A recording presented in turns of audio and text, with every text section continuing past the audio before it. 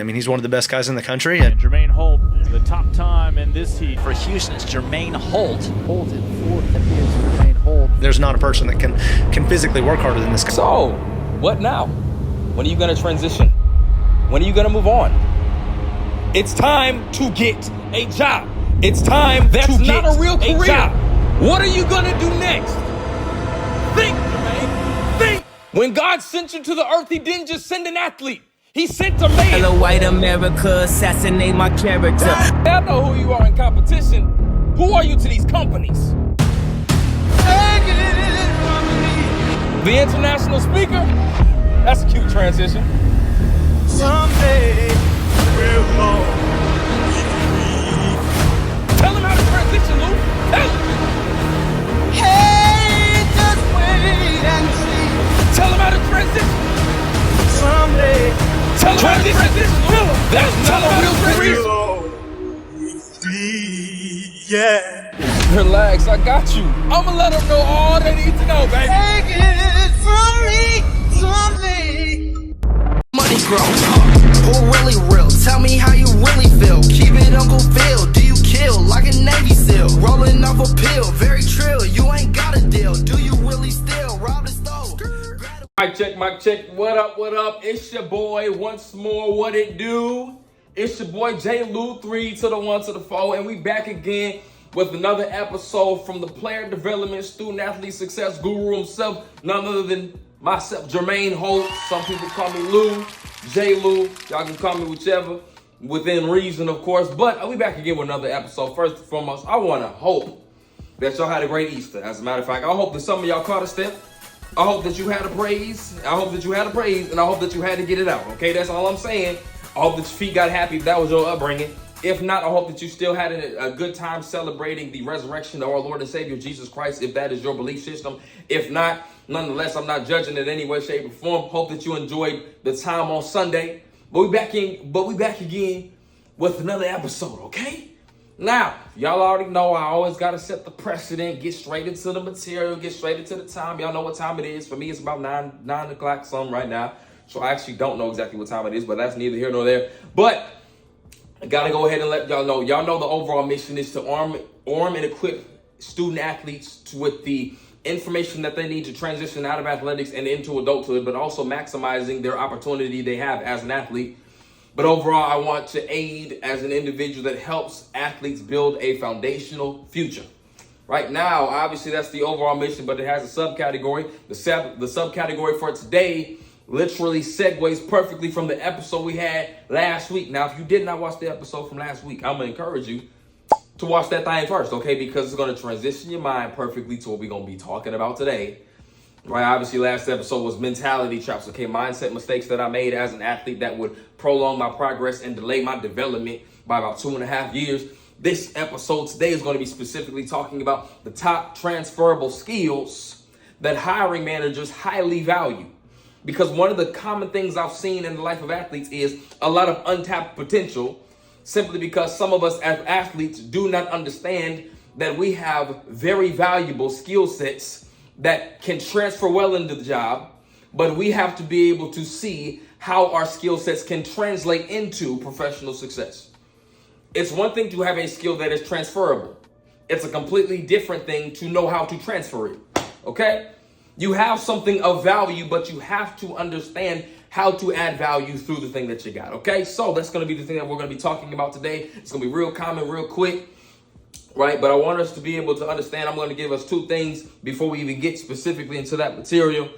And it's going to be specifically talking to you guys about one mentality trap, little bonus mentality trap that literally has caused some of us to kind of dread getting a job or dread getting an occupation. In my personal experience, I ain't going to lie.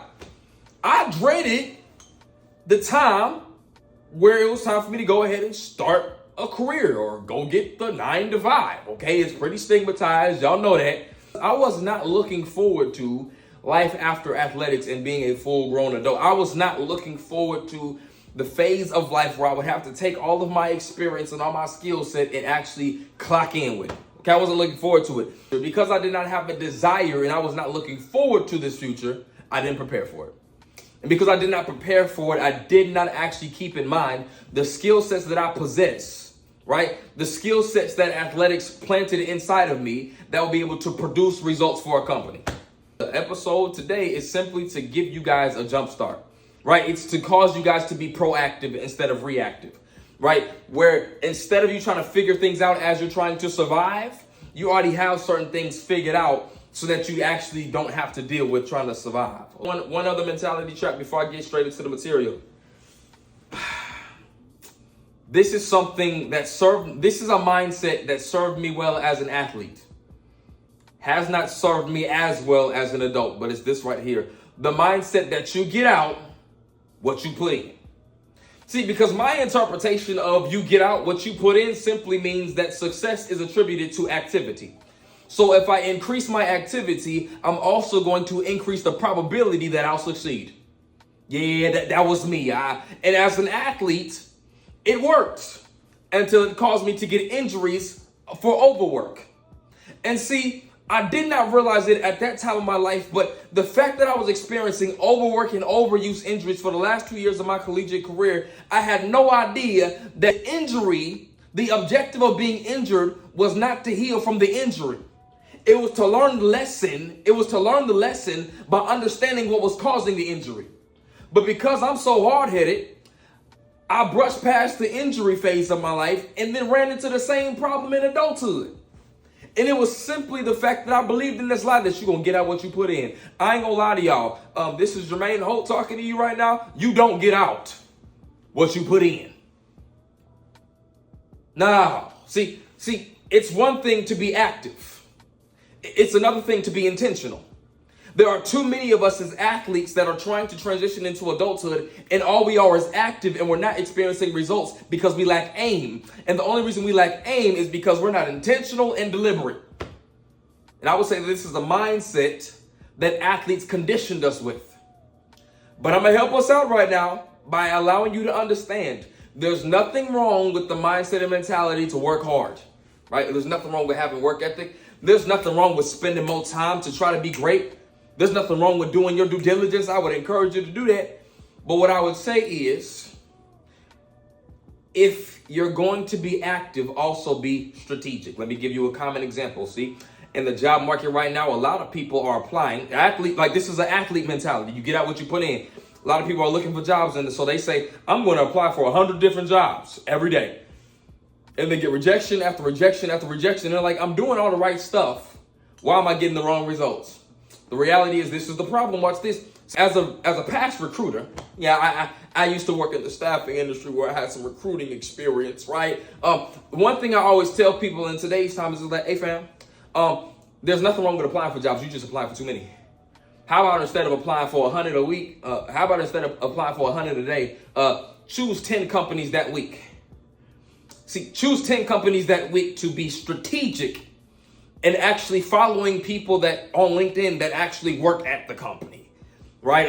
Try to communicate and go to networking events because there is something that overvalues a resume, and it's called a referral. And you can't get the referral unless you got a relationship. And the relationship requires you to get up from that computer from time to time, put the laptop down and go shake a hand. See, you can't apply for as many jobs if you're trying to actually interact with people, but the interactions with people is going to prove much more effective. What have we just done? We went from being active to strategic. So at the level of the numbers, you're like, I'm not applying for as many roles, but I guarantee you, you're going to be getting more traction. As a matter of fact, I'll go ahead and close the example with this. Hey, I just accepted a role as an operations specialist at Southwest Airlines. Let me go ahead and help y'all out. I did not apply for it. I got referred for it.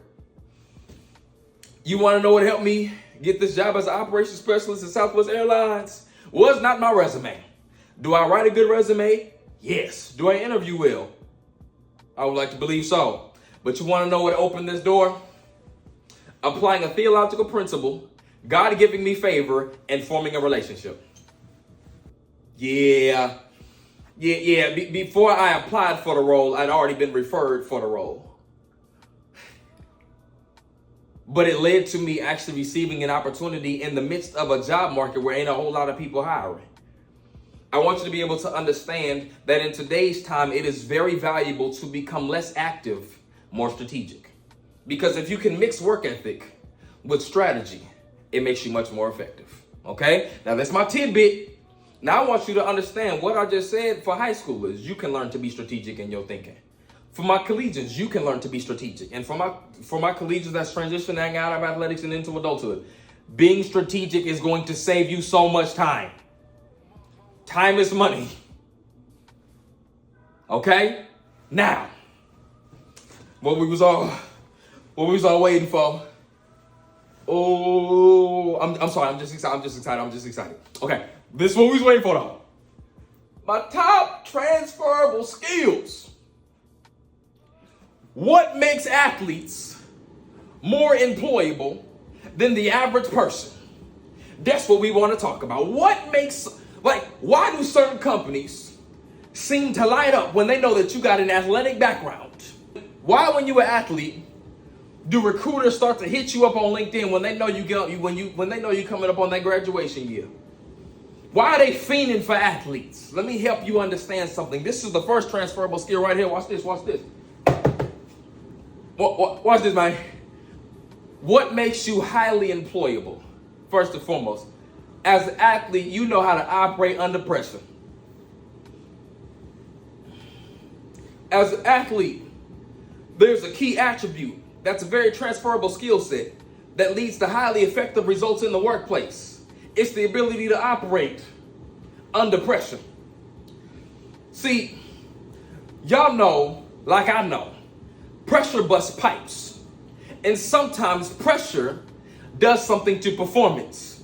Now, for some people, it induces anxiety and it causes people to perform less. They don't perform as well. Now, athletes, we got a different perspective about pressure. We understand that pressure busts pipes, but it also creates diamonds. That nervousness, that butterflies in the stomach, we know that's simply our body preparing to do something great. Because every time we stepped into competition, we dealt with the same thing and we would perform at a very high level. So the fact of the matter is, when you walk into a workplace and you're able to literally operate under pressure, deadline coming up, high stress environment, so somebody's depending on you, pressure. There's a conversation that you're about to have. It's going to be a crucial conversation. This is going to determine a business relationship, right? This could be a business relationship that leads to promotion. But because you know how to operate under pressure, you can remain composed, because there used to be a game that you would play. There used to be a competition that you would be a part of, and you had to keep your composure in the midst of pressure.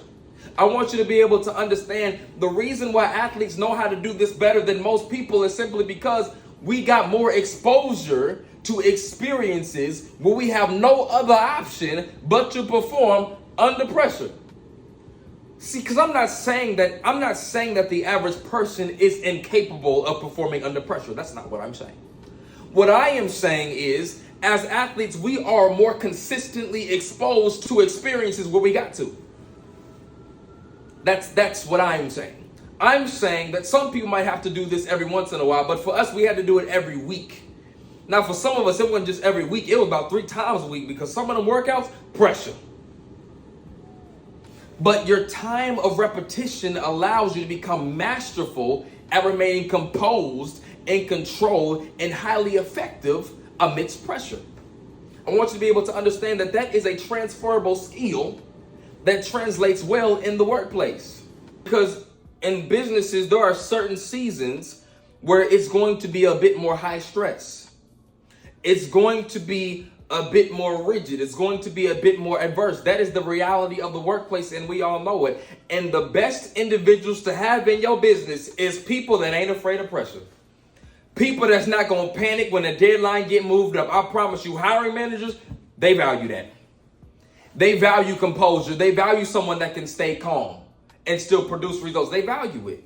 I want you to be able to understand that you're not just a value to the company itself, you're a value to the work environment. Because not only if you're calm and composed, you want to know what that does to the team? They calm and composed. All because athletics gave you the skill of being able to perform under pressure. What's my second one? Watch this. My second highly transferable skill that translates well in the workplace. Watch this. It's called perspective. There's a certain perspective that you have about pain. There's a certain perspective that you have about adversity. You see inconvenience a certain way that other people don't. And because you see inconvenience differently, you respond to it differently. This is why a majority of athletes end up becoming leaders within a business, because they think different. I want you to be able to understand that once more, as an athlete, what are we constantly and consistently exposed to? Adversity. There is a day, and I mean almost every day in practice, you hit a wall. And your body begins to tell you, stop. Body begins to say, I don't want to do this anymore. And when you get consistently exposed to this, what do you have to begin to tell yourself? Push. We've done this before and we finished the workout. We've faced this before. We've felt this way before. We've experienced this before. And we still performed at a high level. I want you to be able to understand that your perspective of pain literally determines what you say about pain when it comes in the workplace. But this also allows you to, when you experience the disappointment of somebody saying no, when you experience the disappointment of a door that closes, when you are experiencing the adversity of a work environment that seems to be losing its spark, you do something different. Other individuals avoid this kind of pressure. Other individuals avoid this kind of adversity, but you look at the same adversity and don't avoid it, but run to it because you see that it's an opportunity. Not just an obstacle to turn around from, but a wall to run through. You see things differently. I want you to be able to understand that your athletic experience did not just form and mold your physical body, but it also trained your eyes. You see things differently. And because you see things differently, it also trains your mouth. Because you say something different about the same kind of adversity. And lastly, it trains your mind. Because you look at the same adversity, you experience the same kind of pain, and you think about it a different way. All because, as an athlete, you got exposed to adversity enough times to where you know how to handle it. You know how to make it work for you instead of being controlled by it. This is why, this is a tidbit, this is why most sales positions, you see a lot of athletes in there. Because in sales, whether it's account management or being a sales representative, business development representative, whatever it is, do you know how many times you're going to hear the word no? Do you know how many times you're going to get rejected? Do you know how many times you're going to work hard and not get the results that you desire? But because you got a certain perspective, how do we respond? We push where other people give up. You see it all the time in sales. Now, some people that got it out the mud, they ain't got athletic experience. They went to the school of hard knocks. But athletes gives you an advantage. It becomes a training ground that trains your eyes, your mind, and your mouth to manage pain the proper way, because it gives you the right perspective. Because what do we do as athletes when we got injured? When we got injured and we had to rehab, we see it as an opportunity to get stronger in the area where we were once weak. When we work hard throughout practice and we don't get the results that we want, we see our disappointment as an opportunity to learn how to endure being discouraged. Athletics gives you that. Here's my next one. Watch this. Adaptability. As an athlete, some of us did athletics growing up. So here's the first sign of adaptability. First and foremost, some of us went from middle school to high school to college, right? You want to know where you start to see adaptability? From middle school to high school to college, your training gets harder and harder and harder, right? As you go up levels, the difficulty level increases too. What do you have to learn how to do at each level? Adapt. You're a middle schooler, 6th grade, 7th grade, 8th grade. What are you doing that whole time as an athlete? Adapting. You go to high school. What are you doing? You're competing as a freshman. Then you go to JV. Then you go to varsity. What are you doing each time? Adapting. Then when you go to college, now you're at a higher level. And what are you doing when you have to adjust to a training system collegiately where you got class, You got a social life to an extent, and you got practice. Morning weights, and then whatever session. If you're a football player, the film session, practice, walkthroughs.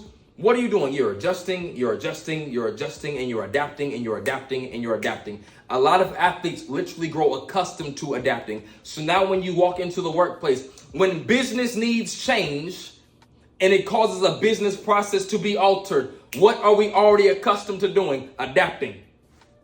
When management changes, a lot of us have already experienced when a coach leaves and another coach comes, and now we're under a different training system. What do? We adapt.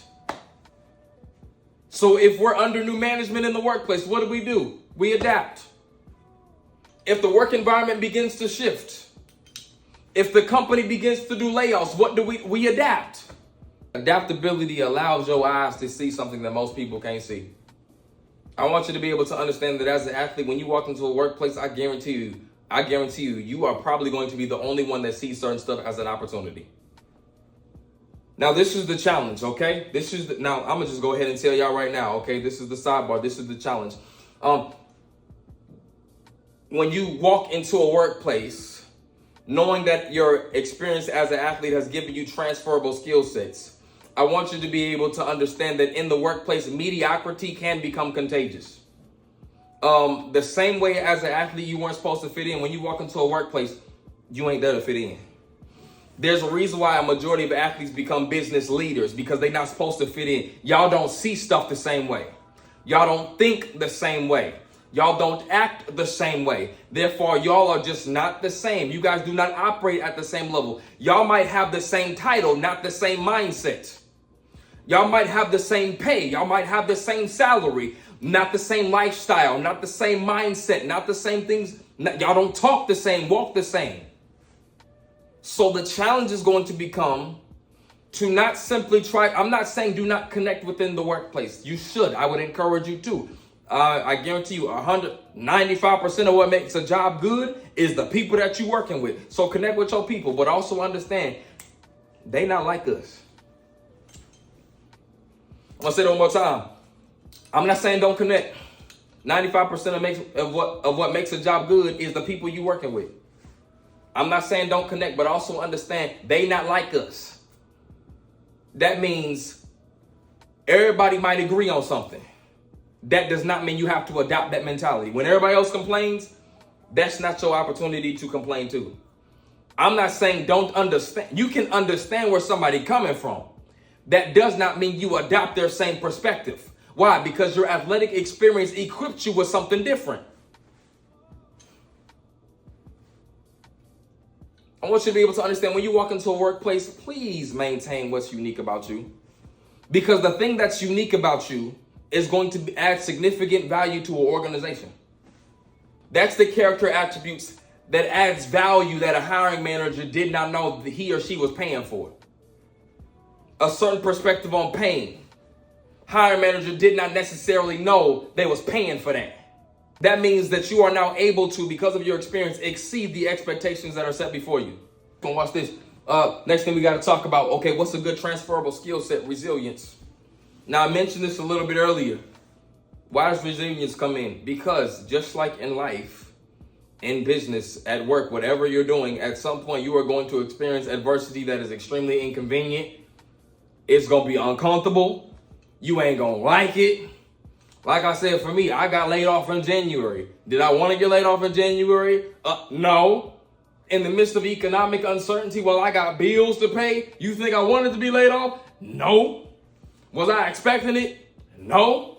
Am I proud of it? No. Did it hurt my pride? Yup. Did it hurt my ego? Yup.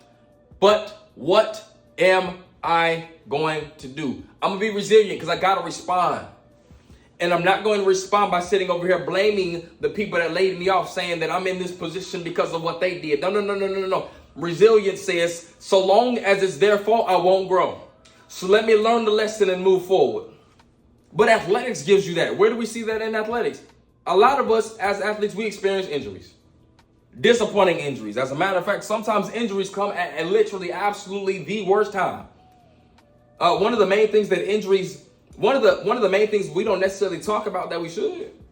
Because as an athlete, When I talk about resilience, I'm not just talking about the physical recovery part when we do all the rehab for our physical body, but the mental rehabilitation that we have to do. See, the ability to overcome the disappointment and the discouragement and maintain an expectation to operate in excellence. That's what you need to carry in the workplace. That kind of resilience. If I have a bad day at practice, but I know I got another day coming tomorrow if the Lord allows me to see it. At work, you're not going to have the best of days sometimes. Management might get on your nerves. You might not perform well. You might get rejected, right? But we've experienced this a lot of times as athletes. I get injured, I have a bad day at practice. What do we do? Next day. At work, what do we do? Next day. Went for the promotion, didn't get it. Okay, next opportunity. Searching for a job, got rejected. Okay, next opportunity. I lost, but I got another opportunity to perfect my craft. Resilience. Do you see how your athletic experience conditions the mind to think a certain way, see a certain way, say a certain thing, all so that you can respond to the difficulty of life and manage adversity properly?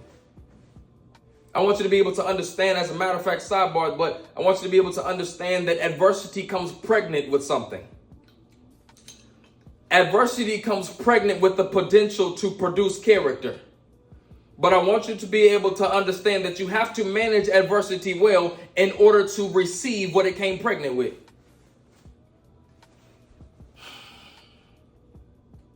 Complaining about adversity will not produce what it was sent to you to produce. Running from adversity and avoiding adversity will not produce what it was sent to you to produce. Matter of fact, the book of James chapter 1 verse 6 tells us quite clearly, consider it pure joy, my brothers and sisters, when you face trials of any kind, because you know the testing of your faith produces what? Endurance. But what do you gotta do in the text? It says, let perseverance finish its work so that you may be mature and complete, lacking nothing. That means that if you do not let the pressure of adversity complete you, then you will walk into certain places that need all of you incomplete. Y'all keep activating the preacher me, and I'm not trying to preach. I'm trying to be a player development guy, but I'm just going to be the one to say that you're going to enter certain seasons where success is contingent upon this place or space or these people receiving all of who you're supposed to be. So I want you to be able to understand that adversity is the gift that will allow you to exceed future expectations. Adversity is what prepares you for opportunities you can't see yet. As a matter of fact, I would be the one to argue that adversity is one of the direct indicators that opportunity must be on the way.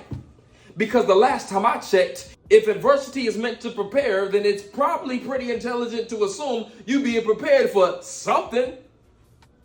I'll give y'all a story as a matter of fact. The adversity of unemployment prepared me for employment. Because there's programs at Southwest Airlines that I was told they need some assistance with. Throughout this time of unemployment, who you think been writing the programs? As a matter of fact, I did not even know. I ran into some people at a networking event. I'm going to just tell y'all. I ran into some people that work at Southwest for a networking event. They said they're in need of programs. While I was unemployed and in prayer, God told me to prepare some specific programs. And as luck and divine providence would have it, the very programs I was creating in the dark, when I did not know who they would be for, would directly align with the conversation I would have 2 months later with the people that would say, we need the programs. I said, they already written. But this is what happens when you're resilient and you understand adversity preparing you for something. That means when adversity hits you, you should respond with readiness. Y'all making me, come on, let me talk to y'all about something, right? Here's one of the key attributes, transferable skill set into the workplace. Watch this, coachability. I want you to be able to understand that a majority of people in the workplace that experience success is simply because they are able to receive feedback and implement feedback. That means that they do not take criticism personal. They don't. Because they understand that whoever's giving them the feedback simply wants to develop them, wants them to be better and better aligned with the initiatives of the organization. Okay, that's the perspective that we have to carry. It's called being coachable. But a lot of us had coaches, and some of them did not soften up their tone whenever they was coaching us up and developing us. So what did that give us? Thick skin. I want you to be able to understand that a lot of why some talented professionals do not experience promotion, though they have the capacity and the capability, because they ain't coachable. It's simply because they talented, but they can't submit. They talented but not trustworthy, simply because whenever they get feedback, they keep doing whatever it is that they want to do. You want to know what athletics allows us to be able to learn? How to listen. I want you to be able to understand that your ears will create some opportunities that your actions can't. Because in order for you to do the right thing, you have to hear the right thing. That's coachability. Y'all come on, man. Athletics. Coach snaps on one of us. What do we do in response? Let me tighten up, let me lock in, right? When you're having a conversation with management and they begin to give you feedback, hey, I noticed this, I'm concerned about this. Sometimes we can take it personal. Who they think they talk something wrong? And I'm not saying subject yourself to disrespect, because there is a way to communicate respectfully. But what I am saying is, when your athletic experience will allow you to read between the lines of what somebody is saying, to where you do not take feedback personal, but instead you do some deeper digging. You try to figure out, okay, what part of this conversation can I apply to ensure that I can align my actions with what this organization needs? Those are the people that get opportunities. Because a lot of promotion and opportunity is contingent upon trust that preceded that opportunity. In other words, feedback allows you to be faithful with few before you become ruler of many. My good, come on, watch this, y'all. Last one, being process oriented. Athletics allows us to have a transferable skill set of being process oriented. Why? My life as a track athlete, what did we have to do in most cases? Hey, at the beginning of the year, we set a plan, we set a goal. This is the time I'm trying to run. And every day of practice is in relation to hitting a mark. There's an end result that we desire to produce. And for an entire year, what do? We align with a process that is mapped out. Some people, I see it, I might be one of them. Our goal is to go into entrepreneurship, but we have to be process oriented. What does being process oriented look like for me? If I want to eventually grow into this global speaker that serves as an aid for student athletes that are transitioning out of athletics and into adulthood, if I want to be able to consult with companies to help them understand how to create an engaging environment that literally increases the retention for their company when it comes to their young talent, what process oriented means, you gotta do your time in a corporation so that you can eventually become the consultant for them same corporations. Get a job. Now the aspiration is entrepreneurship. That's the back end. On the front end, we gotta learn all that we need to learn as an employee. Because all being an employee is, if you're intentional, employment is education you get paid for. Employment is education you get paid for that prepares you for entrepreneurship if that's your aspiration. What did I have to be first? Being process oriented. Where do you think I learned that? When I said I wanted to compete at the Division I level and I had a 1.7 GPA out of high school, and I knew good and well, okay, we put ourselves in a situation, how can we go D1? What we got to do? We ran 47 in high school, so physically we got the capability to run at the Division I level, fine. But we got to get our grades up, so what do we got to do? Junior college. Okay, so I'm going to go to Coffeyville Community College, process oriented. What's my steps going to be? Okay, obviously, what caused us to have a low GPA in high school? We was playing the game too much. Okay, so the first thing that we're going to do is we're not going to play the game as much when we get to JUCO. What's the second thing? All your friends are playing the game a lot. Okay, so I'm going to have some friends that they can game, but they also can be focused. Being process oriented. These are the components of a process that's going to produce the desirable result. Being process oriented. Okay, so lifestyle, friend selection, cool. I had to start to understand the shifts that I had to make in my lifestyle and the mindset and mentality shifts that had to happen in my head in order for me to be in a position where by the time I graduate Coffeyville Community College my sophomore year, I'm walking into the University of Houston on a scholarship. But there was a process that had to be mapped out and aligned with for 2 years. And it wasn't fun, nor was it comfortable, and I was starving.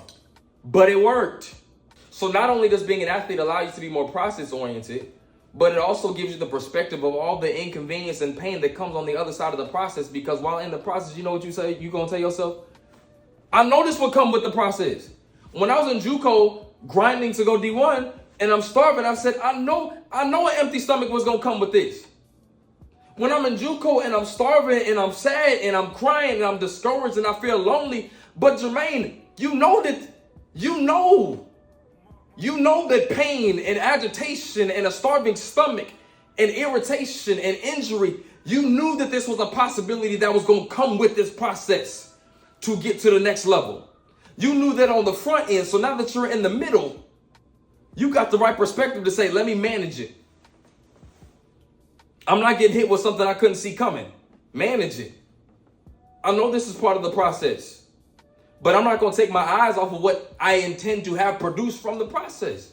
Nonetheless, man, that's my tidbit. These are my top transferable skills that will help you when it comes to walking into the workplace and actually making sure that you excel in every work environment that you find yourself in. If you want more transferable skill videos, I'll definitely be sure to continue to do a deep dive. If you want to know more, always feel free, though. Y'all already know what I'm going to say. If you want to have a conversation, if you want to get more in depth, and if you want to figure out how you can apply and expedite your application process, talk to me.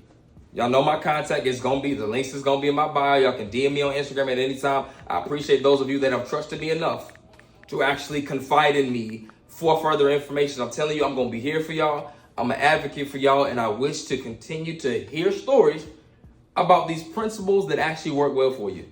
I'm here to arm you with I'm here to equip you with all the information that you need to ensure that you build a foundation that is right for your future. Y'all already know that. Y'all know that's the mission. Y'all know that's the vision. Now, without further ado, our next video that we're going to segue into, I don't even want to spoil it because I'm debating between going to NIL, pros and cons.